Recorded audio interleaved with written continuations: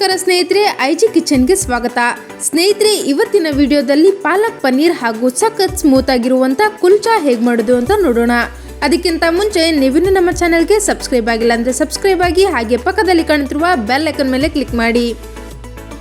ಸ್ನೇಹಿತರೆ, ಮೊದಲನೇದಾಗಿ ಒಂದು ಪಾತ್ರೆಗೆ 1 ಕಪ್ನಷ್ಟು ಗೋಧಿ ಹಿಟ್ಟು ಹಾಗೂ 3 ಕಪ್ನಷ್ಟು ಮೈದಾ ಹಿಟ್ಟನ್ನು ಹಾಕೋಣ.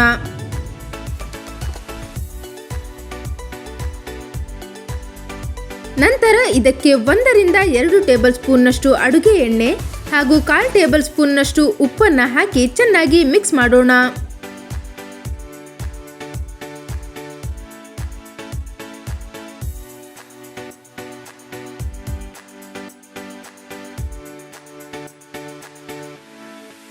ಚೆನ್ನಾಗಿ ಮಿಕ್ಸ್ ಮಾಡಿದ ನಂತರ ಇದಕ್ಕೆ ಸ್ವಲ್ಪ ಸ್ವಲ್ಪ ನೀರನ್ನು ಹಾಕುತ್ತಾ ಚಪಾತಿ ಹಿಟ್ಟಿನ ಹದಕ್ಕೆ ನಾದಿಕೊಳ್ಳೋಣ.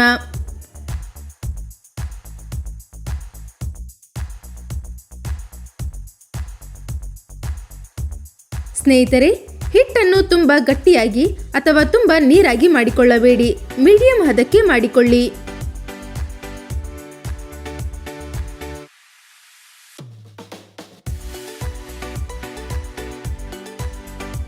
ಚಪಾತಿ ಹಿಟ್ಟಿನ ಹದಕ್ಕೆ ನಾದಿಕೊಂಡ ನಂತರ ಇದರ ಮೇಲೆ ಎಣ್ಣೆಯನ್ನು ಅಪ್ಲೈ ಮಾಡೋಣ. ನಂತರ ಇದಕ್ಕೆ ಒಂದು ಪ್ಲೇಟನ್ನು ಮುಚ್ಚಿ 2 ರಿಂದ 3 ಗಂಟೆ ನೆನೆಯಲು ಬಿಡೋಣ. ಇವಾಗ ಒಂದು ಪ್ಯಾನ್ಗೆ ಸ್ವಲ್ಪ ಅಡುಗೆ ಎಣ್ಣೆಯನ್ನು ಹಾಕೋಣ. ನಂತರ ಇದಕ್ಕೆ ಹಸಿಮೆಣಸಿನಕಾಯಿಯನ್ನು ಹಾಕಿ ಚೆನ್ನಾಗಿ ಹುರಿದುಕೊಳ್ಳೋಣ.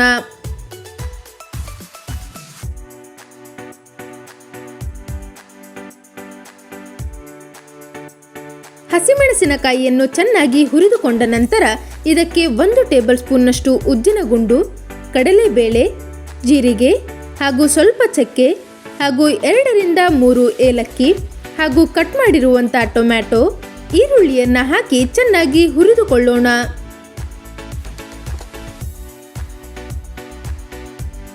ಚೆನ್ನಾಗಿ ಹುರಿದುಕೊಂಡ ಮೇಲೆ ಇದಕ್ಕೆ ಕ್ಲೀನ್ ಮಾಡಿ ತೊಳೆದಿರುವಂಥ ಪಾಲಕ್ ಹಾಗೂ ಸ್ವಲ್ಪ ಕರಿಬೇವಿನ ಸೊಪ್ಪನ್ನು ಹಾಕಿ ಚೆನ್ನಾಗಿ ಬಾಡಿಸಿಕೊಳ್ಳೋಣ.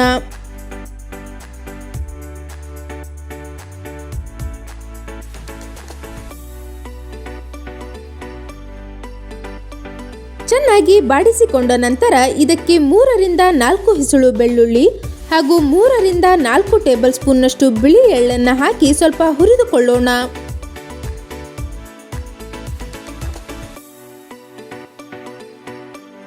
ಚೆನ್ನಾಗಿ ಹುರಿದುಕೊಂಡ ನಂತರ ಇದನ್ನು ಒಂದು ಮಿಕ್ಸಿ ಜಾರ್ನಲ್ಲಿ ಹಾಕೋಣ. ನಂತರ ಇದಕ್ಕೆ ಸ್ವಲ್ಪ ನೀರನ್ನು ಹಾಕಿ ಚೆನ್ನಾಗಿ ಪೇಸ್ಟ್ ರೀತಿಯಲ್ಲಿ ರುಬ್ಬಿಕೊಳ್ಳೋಣ. ಇವಾಗ ಒಂದು ಕಡಾಯಿಗೆ ಸ್ವಲ್ಪ ಅಡುಗೆ ಎಣ್ಣೆಯನ್ನು ಹಾಕೋಣ. ನಂತರ ಇದಕ್ಕೆ ಕಟ್ ಮಾಡಿರುವಂಥ ಪನ್ನೀರ್ ಪೀಸ್ಗಳನ್ನು ಹಾಕಿ ಲೋ ಫ್ಲೇಮ್ನಲ್ಲಿ ಸ್ವಲ್ಪ ಹುರಿದುಕೊಳ್ಳೋಣ. ಸ್ನೇಹಿತರೆ, ಪನ್ನೀರ್ ಪೀಸ್ಗಳನ್ನು ಹುರಿದುಕೊಳ್ಳುವಾಗ ಗ್ಯಾಸನ್ನು ಲೋ ಫ್ಲೇಮ್ನಲ್ಲಿ ಇಡಿ, ಇಲ್ಲದಿದ್ದರೆ ತಳ ಹಿಡಿಯುವ ಸಾಧ್ಯತೆ ಇರುತ್ತದೆ.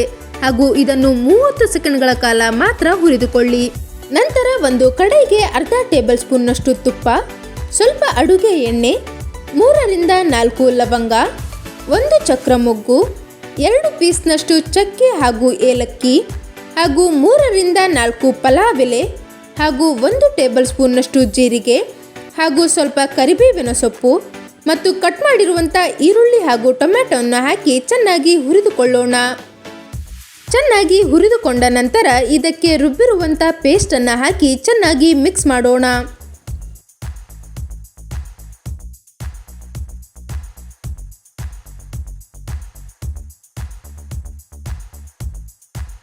ಚೆನ್ನಾಗಿ ಮಿಕ್ಸ್ ಮಾಡಿದ ನಂತರ ಇದಕ್ಕೆ ಅರ್ಧ ಕಪ್ನಷ್ಟು ನೀರನ್ನು ಹಾಕಿ ಮತ್ತೊಮ್ಮೆ ಚೆನ್ನಾಗಿ ಮಿಕ್ಸ್ ಮಾಡೋಣ.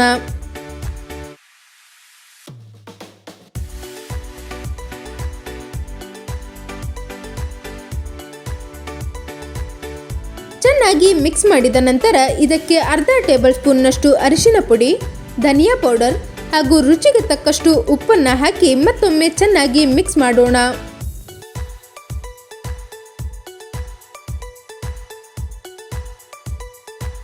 ಇವಾಗ ಇದಕ್ಕೆ 4 ಟೇಬಲ್ ಸ್ಪೂನ್ನಷ್ಟು ಮೊಸರನ್ನು ಹಾಕಿ ಚೆನ್ನಾಗಿ ಮಿಕ್ಸ್ ಮಾಡೋಣ.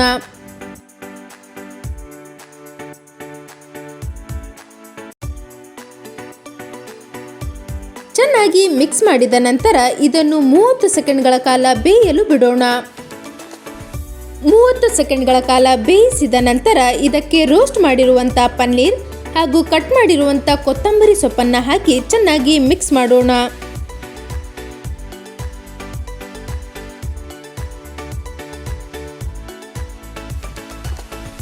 ಚೆನ್ನಾಗಿ ಮಿಕ್ಸ್ ಮಾಡಿದ ನಂತರ ಇದಕ್ಕೆ ಒಂದು ಪ್ಲೇಟನ್ನು ಮುಚ್ಚಿ 30 ಸೆಕೆಂಡ್ಗಳ ಕಾಲ ಬೇಯಲು ಬಿಡೋಣ. 30 ಸೆಕೆಂಡ್ಗಳ ಕಾಲ ಬೇಯಿಸಿದ ನಂತರ ಪಾಲಕ್ ಪನ್ನೀರ್ ರೆಡಿಯಾಗಿದೆ.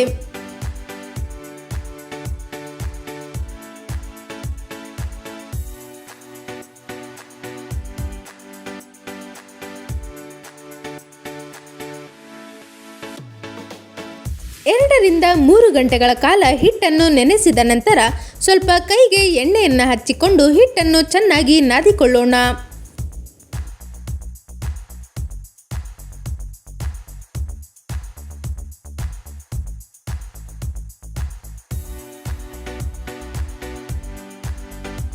ಹಿಟ್ಟನ್ನು ಚೆನ್ನಾಗಿ ನಾದಿಕೊಂಡ ನಂತರ ಸ್ವಲ್ಪ ಹಿಟ್ಟನ್ನು ತೆಗೆದುಕೊಂಡು ಚಿಕ್ಕ ಚಿಕ್ಕ ಉಂಡೆಯ ಆಕಾರದಲ್ಲಿ ಮಾಡೋಣ.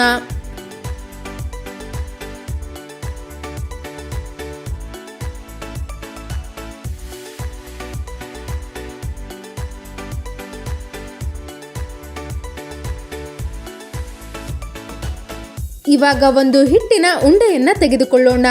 ನಂತರ ಇದಕ್ಕೆ ಸ್ವಲ್ಪ ಎಣ್ಣೆಯನ್ನು ಅಪ್ಲೈ ಮಾಡಿ ಚಿಕ್ಕ ಪ್ಲೇಟ್ನ ಆಕಾರದಲ್ಲಿ ಮಾಡೋಣ.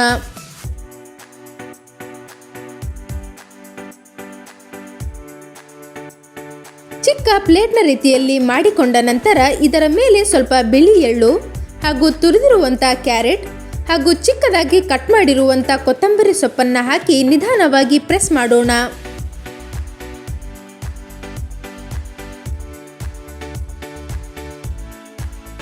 ನಂತರ ಇದರ ಮೇಲೆ ಸ್ವಲ್ಪ ಎಣ್ಣೆಯನ್ನು ಹಚ್ಚಿ ನಿಧಾನವಾಗಿ ಚಪಾತಿಯ ಆಕಾರದಲ್ಲಿ ಮಾಡೋಣ.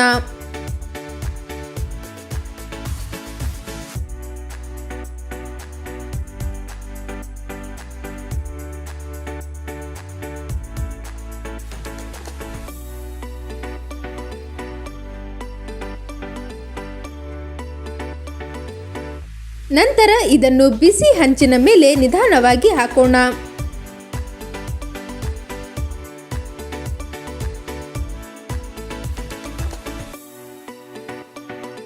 ಇವಾಗ ಇದರ ಮೇಲೆ ಸ್ವಲ್ಪ ಅಡುಗೆ ಎಣ್ಣೆಯನ್ನು ಹಾಕಿ ಎರಡೂ ಬದಿ ಚೆನ್ನಾಗಿ ಬೇಯಿಸಿಕೊಳ್ಳೋಣ.